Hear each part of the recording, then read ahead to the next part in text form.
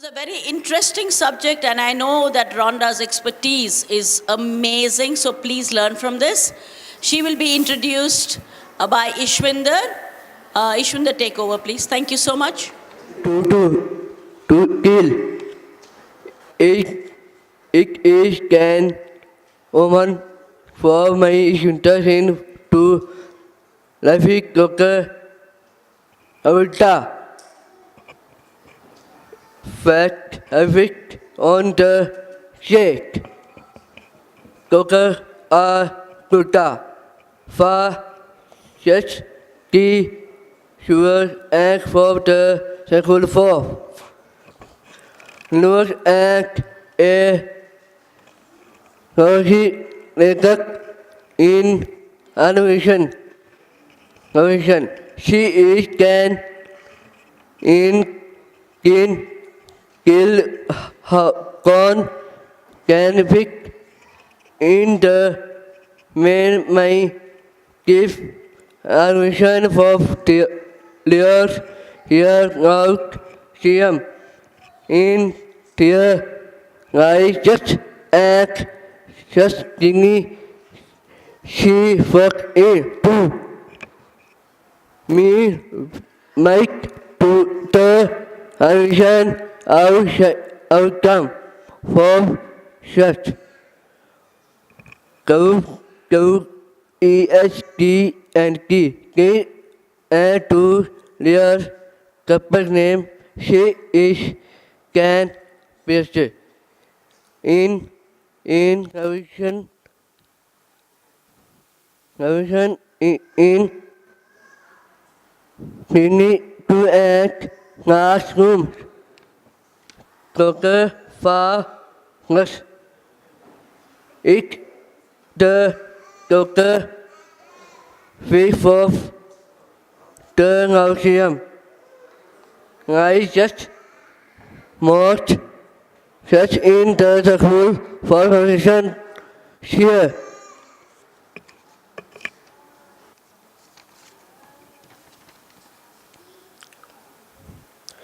Doctor fact here is a common. None of the light vision is my and she like the for birth for their work in navigating the creative analysis is issue Pharisee, Malak, and the 21 message Newer Church group of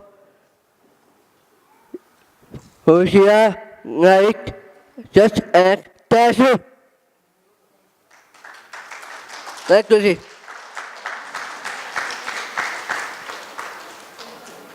Thank you, Ishwinder. Thank you. Thank you, Ishwinder. And wasn't that a marvellous example of self-advocacy? Let's give him another round of applause. That was his first time speaking, and he seems to have done it without any nerves, very comfortable to do that. And so I think he's got a career ahead, don't you, Rekha?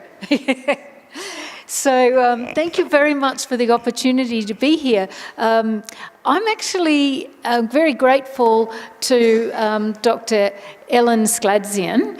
She is the CEO of Down Syndrome Australia, and she would have loved to have been here to present this talk, and she was going to do it by Skype, but we understand how difficult that could be, and since I was already coming, she asked if I would speak on this topic with her guidance. Because perhaps what we have done in Australia is of interest and help in other places in setting up an advisory network. And so about what we've done and why we did it and where some of our challenges remain. Okay.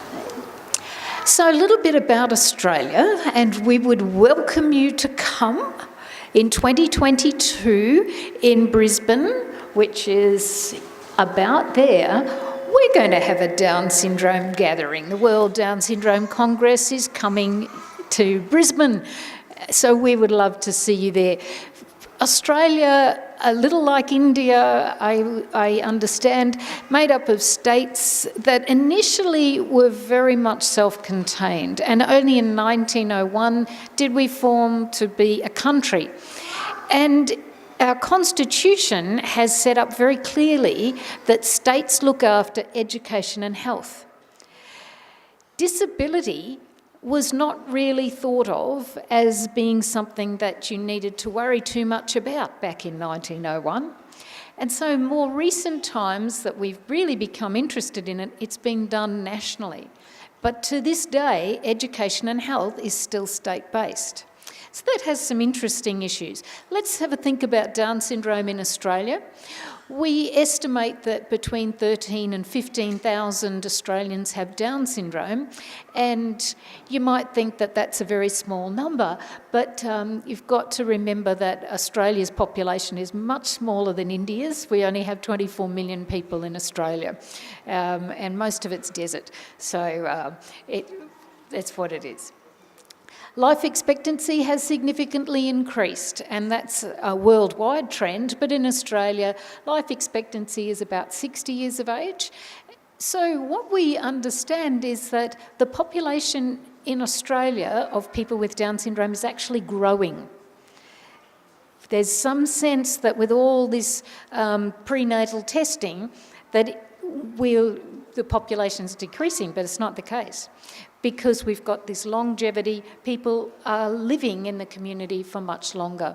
And then there's now an increasing importance and understanding that community inclusion is very important, but barriers still exist, which is one of the challenges that we still face. A very interesting outcome in Australia that we are in the process of rolling out is a national disability insurance scheme. Across the country, people in their tax pay a percentage of their income, firstly for healthcare, so we have national healthcare, and now we're introducing national disability care. So an insurance scheme, which means any of us at any time could have an accident and gain a disability. We could therefore, all of us, need this scheme. But the great thing is that it is now there for people who are born with a disability. And so we have this needs-based funding. So if you need something, you will get it through this scheme. It's still being rolled out, but it's a very interesting thing because it's national. Because it's national, we had to form a national organisation. And so all our states and territories came together to form Down Syndrome Australia. So Down Syndrome Australia is now an overarching body that brings together all of those states and territories that we've got around Australia. And so we only established this in 2011. We'd had attempts in the past, but because education and health was done in the states, most people couldn't really care about a national organisation, but we needed it. We also needed to think about how that would work. So some of our just thinking about it was our purpose, and our purpose is around social and policy change, but you'll notice I've put in bold a very important thing. We offer a voice with Down syndrome. It's back on again. Now, we call this phrase, people living with Down syndrome, would include people like me. I don't have it, but I live with it because Down syndrome's a part of my family. And so through that sentence, we have decided that this makes us an organisation that is not just for the families, it's not just for the individual with Down syndrome, it's not just for their doctors or teachers, it's all of us who are somehow living with Down syndrome. And aren't we the lucky ones? But the voice for people is what I want to think about in terms of why we set up this advisory network. And then we've got a vision that we want all people to be valued in the community, and that we wanted this national organisation to be part of a federation. So those state and territory organisations continue to exist, and they provide the on-the-ground services to families. This overarching organisation is one that, I didn't even notice that you can't see. Oh, it's good view here. You want to come around and have a look here. Anyway.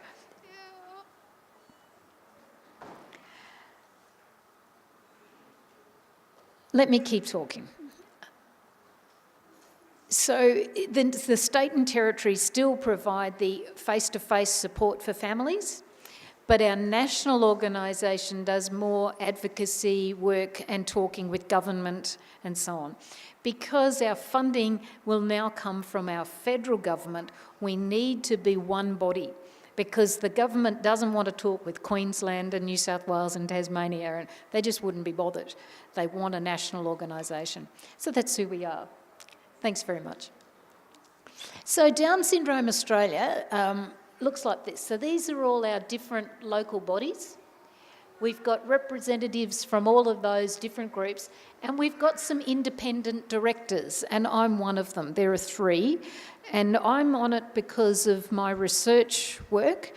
We have an independent director who's there because of her financial expertise, and another one who has legal expertise. So that's where we sit. Then we've got these outside organisations that have an influence, and so that's sort of our structure. Let's move on to this part, because when we first set up Down Syndrome Australia, we didn't have representatives of people with Down syndrome on our board, and we still don't. And we felt that, yes, we can speak for people with Down syndrome to some extent. We seem to know, because we're all connected, most of us have a family member with Down syndrome, but that's only a proxy. It's not the actual voice. And we recognised that we needed to do that. Now, there are a few ways you can think to do that. You could think about, well, in our states and territories, we've got young people from all sorts of birth right through. We've got activities for them to engage in, social clubs, dance groups, and all sorts of other activities. That's where Ruth met her boyfriend. So sometimes that can be a bit of a side benefit in terms of the social activities that are offered. So that's one way you can involve people. But we wanted to do more. We wanted to think about how can we have them meaningfully involved in our national organisation, so we could genuinely say we were a voice that did have the people with Down syndrome involved directly. So how do we involve them in advocacy, policy development, and all sorts of things? So we thought of some options. Input via the state and territory organisations, so we could say, well, all right, you can come, we'll get the message from them. We thought, well, we could have regular surveys, we could meet with focus groups when we've got particular issues. We could have an advisory network, and we could have board membership. So somebody with Down syndrome sitting on the board. Well, now, what do we want to do with all of this? There's a slogan, nothing about us without us. Is that a familiar slogan? Have you heard that one before? Personally, I find it difficult, because it's fair enough in certain disabilities, but if you have a profound disability and communication is very difficult for you, then nothing about us without us would suggest that if you can't participate, then your voice is never heard. And so some people with Down syndrome really would never be heard if we relied on only organisations that had a person with Down syndrome there or some other disability. And I think we've always got to keep in mind, how do we make sure that it's not just the articulate people who get to speak? And how is it that we find out what is going on. And I think that's where we will always need parents who are living day to day with issues coming up from people who are really finding it more difficult to speak. But that's just a side issue. This was really one of the things that did underlie what we did, that we really felt that we should have people with Down syndrome involved. So this is some of the model, and I'll just look at it pretty quickly. Level 1, low level of public involvement and influence, goes right up, mid-level, and then high level. So level 1, 2, 3, 4 and 5 going across there. If we think level 1, a low level, is communication. So we transmit information out to you. Listening is starting to, okay, I hear what you're saying, but I'll take it back and I'll do something with it. Consulting might be where I have something that I really want to know about and I go and explicit. And then finally, partnering. So what might that look like as a model? In this one, in communicating, this is the lowest level, some central body, like Down Syndrome Australia, passes information out. It goes out to families or whoever. That's about information and education, and there's a place for that. What about listening? Listening, this central body, like Down Syndrome Australia, can talk to people and they give the information in, so that's gathering the information. That's helpful and necessary. What about consulting? In this one, Down Syndrome Australia, it's in touch, it discusses with these groups. And you notice that the arrow goes backwards and forwards. So it's a two-way process. We hear what you're saying and we're telling you as well. Engaging, you can see we've now added in some arrows. So it's not just one way into Down Syndrome Australia, but it's engaging. These people or groups are talking with each other as well. In the final level, partnering, you can see that this big circle of Down Syndrome Australia has reduced in size to be of the same size. So a genuine partnership would mean that we are no more important than anybody else. So, the Down Syndrome Advisory Network is what we thought we would do. And you notice that the logo up here, it's sort of changed. It's got the little dots in the shape of Australia. So it's a group of people who were chosen to provide direct advice to the Down Syndrome Australia board and to our CEO, Ellen. The goal was to have representatives from each state and territory, and the close conduit, the close mechanism that we could have when we needed information, we knew who to go to, and we could get it fast. And so that was an important aspect. But Australia is a very big place. Like India, to get anywhere, it's expensive, it takes time. And we recognised that that was going to be a big cost for us. So if we wanted to have regular meetings, how do we do it? These were problems that we were going to think about and face. But in terms of recruitment, one of the really important things is that we got a grant. We were fortunate to have a grant that allowed us to support the development of the network. And so when the application went out, it was very much our aim was not just to have the ones who always seen and always having the opportunity to speak. We wanted people to be able to contribute who may never have had that opportunity before. So we made sure that materials were available in easy read format and that people could submit a video if they wanted to. There was a person that they could contact in each state or territory who would help them to prepare their application. Now, some states already had groups going, but others didn't, and so it was a bit of a difficulty. But these are the materials. You might recognise this format of easy read. I found it really helpful when it came home to our house, and what it has is some information in text, but then some pictures. So the parent or advocate could sit beside the person with Down syndrome, could assist them they could read the information and talk about it in terms of the picture. And so it helps to make sense of the text. And so for a person who reads, they can read it, but they've also got the image to help. And then someone who can't read can see that picture and have it explained. And that was a very helpful process. So out of that came this group of wonderful people, and you'll see Ellen here, and you'll see Angus here.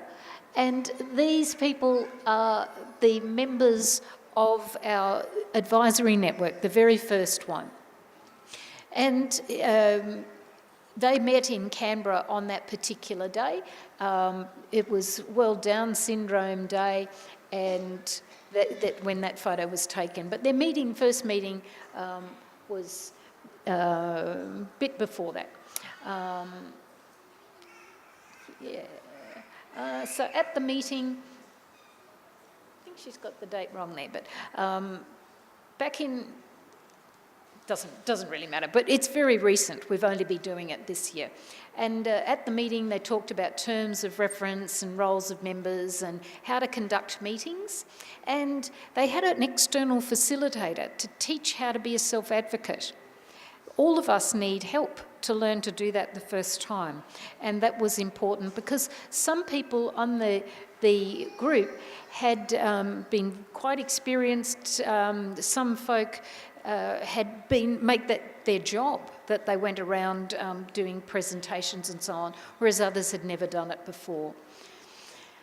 So in terms of working together, one of the unanticipated consequences, but one of the delightful things, is that when DSA went to set up this advisory network, some of the states had lots of applicants, and Queensland was one of them. As I said, my daughter applied, but she's not the chosen representative. So instead of her being crushed and disappointed, they did a wonderful thing. All the applicants for the national position, they invited to form the Queensland group. And so now they meet once a month, and they've started having Zoom meetings, you know, those like Skype.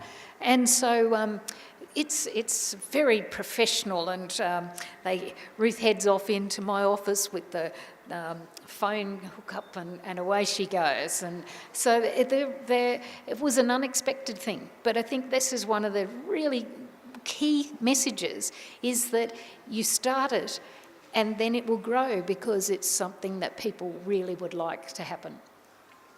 So what do we do? We've got this local network connecting in all of the different state organisations. This advisory network connects in with the board of Down Syndrome Australia, so they talk particularly to the chair and to our CEO. But we've also got a representative on Down Syndrome International, so Australia links into the world through this network. So what do? We wanted to make sure it wasn't tokenism, the idea that you have one person and we all feel good about it, but we don't actually take any notice. We didn't want that. We really wanted this to be an opportunity. So I'll give you a moment to read those, and then perhaps you might pick out one that you think might be of interest to you, and I'll invite you to call it out in a sec.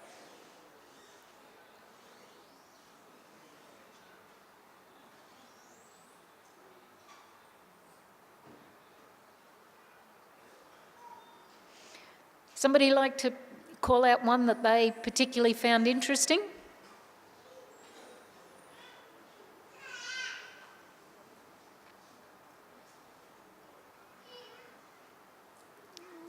Mine is participation in government promotion and employment. We do this very badly in Australia, and it's really encouraging to hear what's happening in India in some states. But we do it badly in Australia. We do not have opportunities, typically unless families find them. And we need to do that better. And the government is trying. It's really trying to work out what to do. And talking with people is so important. So here was an opportunity. I'm going to, because And now it's back? Excellent.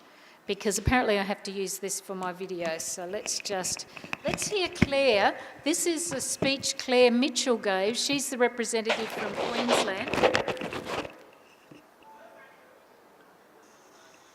Last November, I was honoured to be selected representing Queensland as a member of the Down Syndrome Advisory Network. I am proud to be here with my fellow members from their states. The Down Syndrome, the DSAN is a group of people with Down Syndrome chosen to work together to provide direct advice to the Down Syndrome Australia Board. The training we all received has supported us to be able to fully contribute to the network. One of our roles as DSAN representatives is to make a difference through educating people, but most importantly, to be a voice for all people with Down syndrome. I am also involved in the Queensland DSAN group, where I work together with other people with Down syndrome in my local community, who give me their ideas and opinions. You can't be a voice without listening.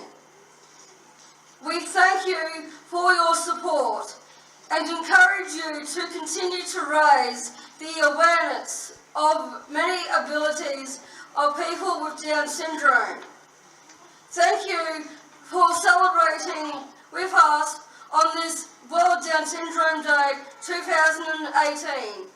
It's all about celebrating life and for how wonderful life is.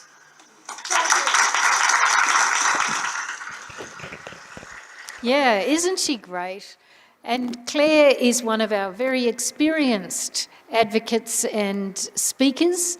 She has done that in Queensland for quite some time, and her expertise is being shared with the other members on that panel, on the advisory network, and she brings her expertise also to the Queensland group. And I think she expressed quite nicely there what some of the advantages were for her. Oops, we don't need to hear it again. So what are some factors that contribute to success? Now, I love that photo. This is our representative from Western Australia with the board member from Western Australia. And the joy of being there and being a part of a full-day meeting, he was probably the only one who thought a full-day meeting was going to be fun. Most of us didn't think so. But what we did was make sure that each person brought a support person. And that was a really important idea. And this person meets with the member in advance of each meeting.